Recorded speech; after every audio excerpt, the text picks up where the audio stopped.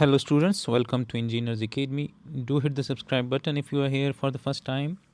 Now let's solve this problem which says that knowing that the tension in cable AC is 165 Newton, determine the moment about each of the coordinate axes of the force exerted on the plate at C. So we have to find the moment at O about the x, about the z, and about the y axis. So we have to find about the moment. We have to find the moment about each and every axis, about x, y, and z axis, for the tension force which is acting at C in this direction, which has a magnitude of 1065 Newton. So we can use the cross product method. So the cross product method is moment at O. This will be equal to the cross product of the position vectors starting from O and ending on any point on the line of action of the tension, and cross product with the tension T. So we can select this position vector from O to C, or we can say that the position vector of C relative to O. We can select the position vector of A relative to O, or we can select infinite number of position vector which starts from O and ends on any point on the line of action of this tension T, which is acting from C to A. So for this particular problem, we are going to select the position vector of C relative to O. So that must be acting from O to C. So this will be our position vector of C relative to O. And the tension is acting at C, so it must be acting along C to O. So this will be the tension force, the tension in the rope, which is acting from C to A. So now to evaluate this cross product, we have to find these Cartesian vectors. So we have to find R of C relative to O, and this is equal to.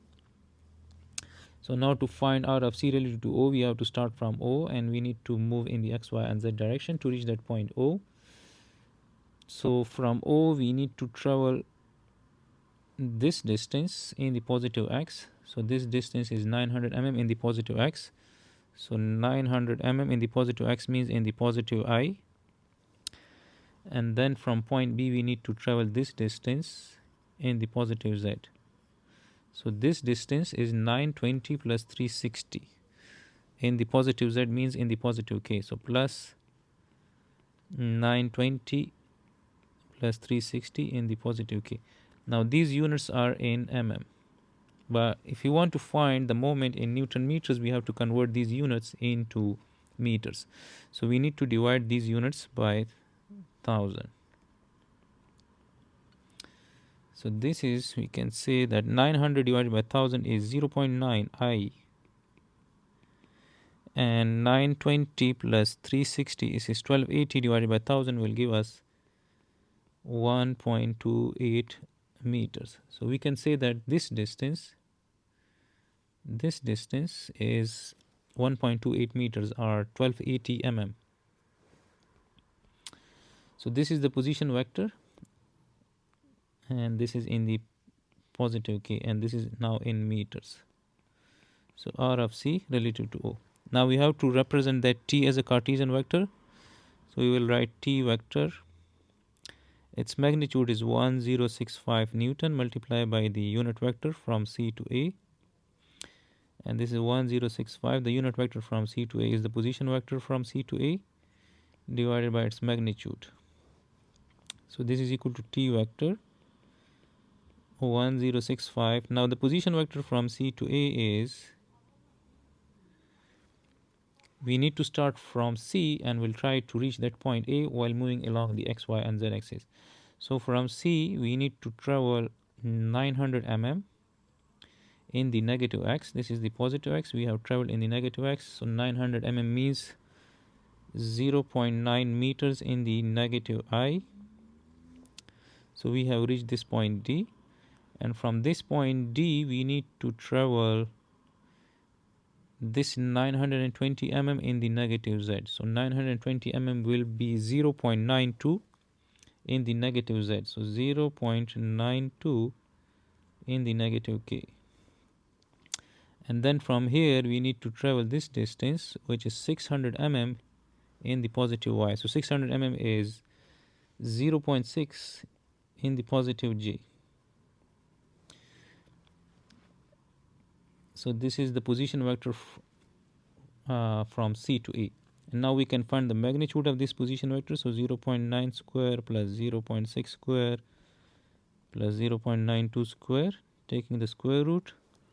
So this is equal to T vector equals to, let's find the magnitude, 0.9 square plus 0.6 square plus 0.92 square. This gives me 1.42. So this magnitude is 1.42. So we can say that 1065 minus 0.9 divided by 1.42i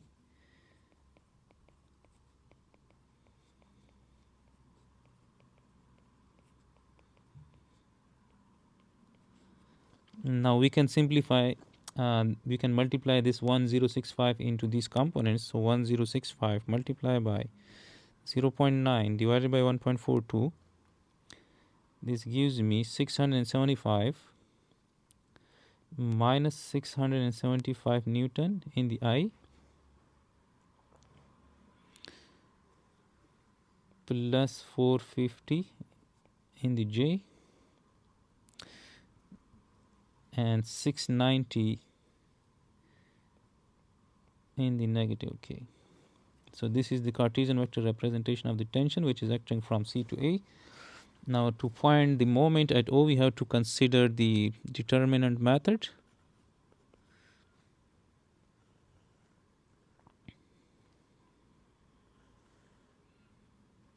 This is I, J and K.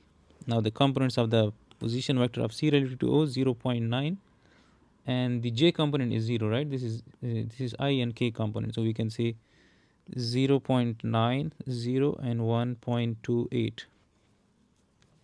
And similarly the components of the tension T, so minus 675, 450 and minus 690.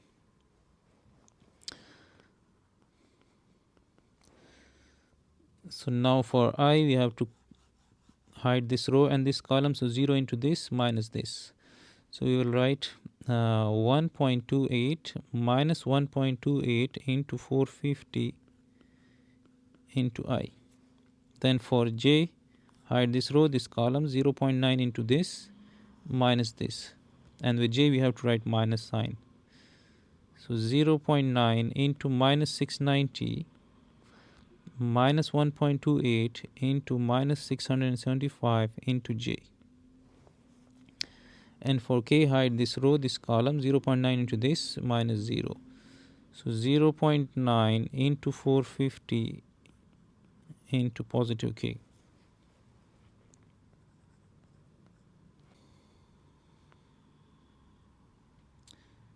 So this is minus 576i minus 0.9 into minus 690 minus 1.28 into minus 675.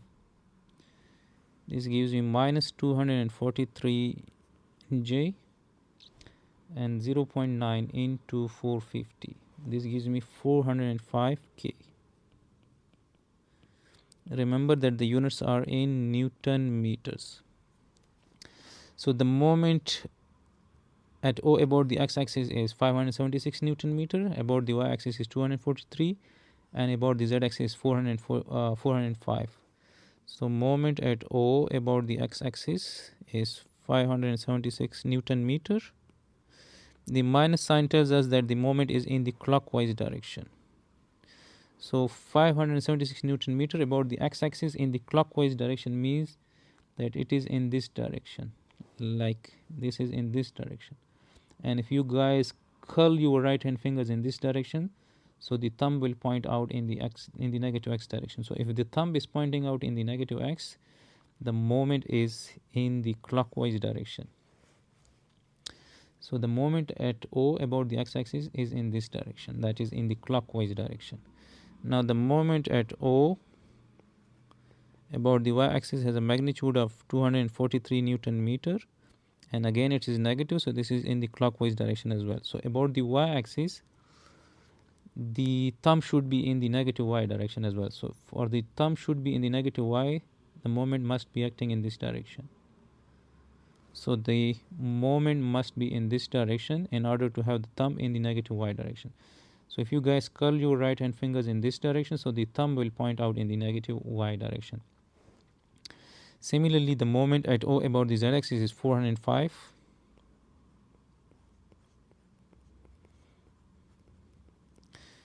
Newton meter, and it is plus, so this means that it is in the counterclockwise direction. So for the counterclockwise moment, the thumb should be in the positive z. Now direct your thumb in the positive z, curl your right hand fingers, so the direction will be like this.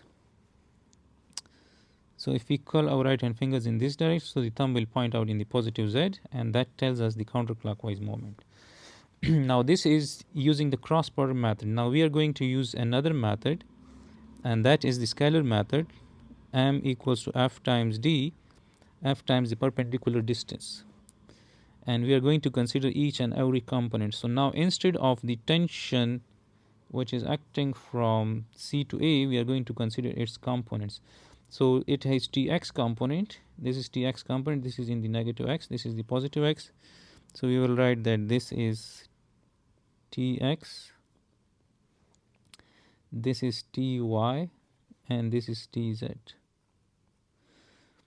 And we are going to construct a table and considering this formula for each and every component to find the moment about each and every axis using this formula.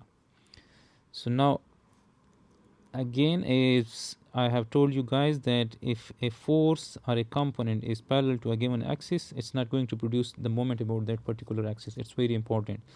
So now Tx is parallel to the x-axis. It's not going to produce the moment about the x-axis. Ty is parallel to the y-axis. It's not going to produce the moment about the y-axis. And Tz is parallel to the z-axis. It's not going to produce the moment about the z-axis. Tx can only accelerate this in the x direction. Similarly, Ty can only move this plate or this point C in the y direction, but it cannot rotate about the y-axis. So we can say that the moment due to Tx about the x-axis is 0, the moment about the y-axis due to Ty is 0, and the moment at O about the z-axis due to the z component is 0. So this is 0, 0, and 0. So we have to fill in 0, 0, and 0. Now the component which is intersecting with a given axis is not going to produce the moment about that particular axis. Now look for this Tx. Now if I extend the line of action of this Tx, it's going to intersect with the z-axis. So this means that Tx is not going to produce the moment about the z-axis. So this is for the z-axis, so this is 0 as well.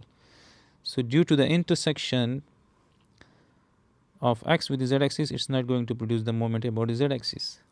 Similarly, this Tz is intersecting with the x-axis, so it's not going to produce the moment about the x-axis since its perpendicular distance from the x-axis is 0. So if a given force or a component is intersecting with an axis, that particular force is not going to produce the moment about that given axis.